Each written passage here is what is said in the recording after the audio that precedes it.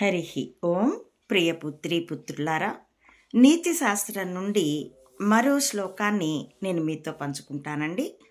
పుస్తకేషు చయా విద్య పరహస్తే చ యద్ధనం సమయేన పరిప్రాప్తే న సా విద్యా న తద్ధనం.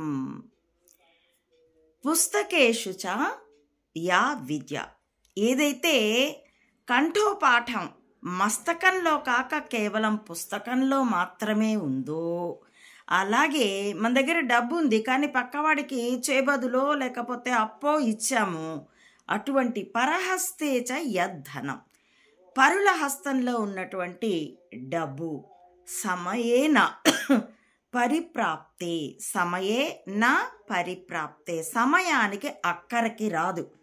అదేవిధంగా నసా విద్యాన తద్ధనం, అలాగే విద్య, ధనము, జ్ఞాపకము కూడాను సమయానికి అందుబాటులోకి రావు.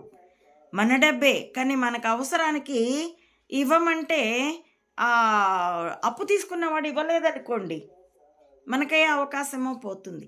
ఏ డిబేట్లోనో పాల్గొంటున్నాం, అన్నీ పుస్తకంలోనూ పేపర్ మీద రాసుకున్నాము, సమయానికి ఏ శ్లోకం కానీ ఏ కొటేషన్ కానీ గుర్తురాదు. కాబట్టి ఏవైనా పుస్తకంలో గాక మస్తకంలో ఉండాలి.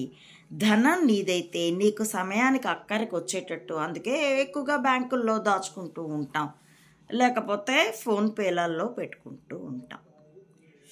ఇక్కడ పుస్తకేషు యా విద్య, ఏ విద్య అయితే ఉందో అది పుస్తకంలో. ఒకప్పుడు అనుకోండి, ఇప్పుడైతే అన్నింటికీ సెల్ మీద ఆధారపడిపోతున్నాం. ఒకప్పుడు ల్యాండ్లైన్ రోజుల్లో అయితే నాకు స్వయంగా కనీసం 100 మంది నంబర్లు గుర్తుండేవి. అందున 5 డిజిట్స్ నంబర్లు ఉండేవి. మా గుంటూరులో అయితే 22తో మొదలయ్యి జస్ట్ 5 డిజిట్స్ నంబర్, కనీసం 10 ఊళ్ళ ఎస్టీడీ కోడ్ గుర్తుండేది, 100 మంది నంబర్లు గుర్తుండేవి. ఇప్పుడు నా నంబరే నాకు సరిగా గుర్తుండదు, నా ఆధార్ నాకు గుర్తుండదు, మళ్ళీ వెళ్ళి సెల్ మెమరీల్లో చూసుకోవాల్సిందే. అంతగా మన మస్తకం కూడా పుస్తకం మీద లేకపోతే నోట్ ప్యాడ్ల మీద ఆధారపడిపోతుంది. అటువంటిప్పుడు స్వయం స్పృహ ఉండడం కష్టం. అందుకని ఒకప్పుడైతే విద్య, ఇప్పుడు మన సర్టిఫికేట్లో ఉన్నది విద్య, ఒకప్పుడైతే అలా కాదు. ఎన్ని శ్లోకాలు కంఠోపాఠంగా ఉంటాయి, ఎన్ని విషయాలు ఇతడి మెమరీలో ఉన్నాయి, దాన్ని బట్టే అదే మనకి మౌఖిక ఇది వ్రాత పరీక్ష, రిటర్న్ టెస్ట్ తర్వాత ఇంటర్వ్యూ ఉంటుంది. రిటర్న్ టెస్ట్ ఏంటంటే టైం ఉంటుంది మనకి అవి గుర్తు తెచ్చుకొని ఆ క్వశ్చన్ ఆన్సర్స్ రాయడానికి, లేకపోతే ఆ ఓఎంఆర్ షీట్ నింపడానికి.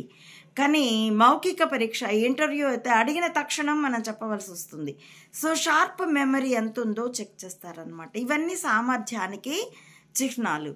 కాబట్టి నీతి శాస్త్రం కూడా ఏం చెప్తుందంటే, నీ జ్ఞానం ఏదైతే ఉందో అది సర్టిఫికేట్లలోనూ లేకపోతే పుస్తకాల్లోనూ కాదు, నీ మస్తకంలోనూ నీ ప్రవర్తనలోనూ ఉండాలి, నీ జ్ఞాపకంలోనూ నీ సంస్కారంలోనూ ఉండాలి అని చెప్తోంది.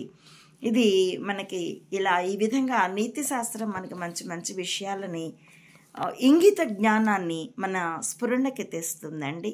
కాబట్టి వాటిని పరిశీలించడం మనకి చాలా మేలు చేస్తుంది, శ్రేయస్సునిస్తుంది మనకి, మన భావితరాలకు కూడా. కాబట్టి భావితరాలకు వీటిని పరిచయం చేసి అలవాటుగా మార్చాలని ఈశ్వరుణ్ణి ప్రార్థిస్తూ, ఆ విధంగా మీరు చేయగలరని ఆశిస్తూ, నా ఈ వీడియోల కంటెంట్ మీకు నచ్చితే please like, share and recommend my channel to others as well. Subscribe it. Please support Ammavudi Mata Anantananda to spread the truth of either spying or spirituality up to the roots of this society, as well support my war with wisdom as weapon, www. Thank you for watching.